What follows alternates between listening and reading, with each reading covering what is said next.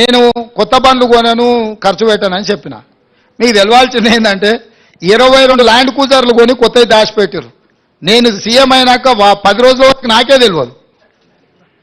నేను పాత బండ్లు ఏదో అడ్జస్ట్ చేసి అన్ని రిపేర్లు చేయండి, చూసి ఇచ్చేయండి అని నేను చెప్తుంటే చిన్న ఒక అధికారి వచ్చి షోలో చెప్తున్నాడు, సార్ పోయినసారి 22 ల్యాండ్ క్రూజర్లు కొన్నాడు, అన్నీ విజయవాడలో దాచిపెట్టినాం సార్, కొత్త ప్రభుత్వం ప్రమాణ స్వీకారం చేయగానే అన్నీ తెద్దాం అనుకున్నాం, ఆయన నెత్తి మీద దరిద్రం ఉండి ఆయన ఇంటికి పోయింది సార్ 22 కొత్త ల్యాండ్ క్రూజర్లునే. అసలు ఇన్ని వందల వేల వాహనాలు ఉన్నప్పుడు ఒక్కొక్క బండికి దాదాపుగా 3 కోట్ల రూపాయలు అవుతుంది. మరి బుల్లెట్ ప్రూఫ్ చేసిన తర్వాత ఇంకా కొంచెం ఎక్స్ట్రా అవుతుంది.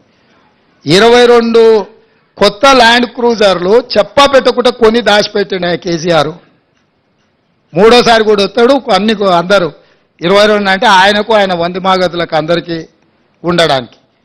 ఇట్లాంటివి ఆయన సృష్టించిన సంపద. అది ప్రభుత్వ ఆస్తి తీసుకోకుంటే వెళ్ళిపోతాయి. కావాలంటే మీరు కూడా తిరగండి, ఇస్తాం అట్లా రౌండ్ కొట్టరండి.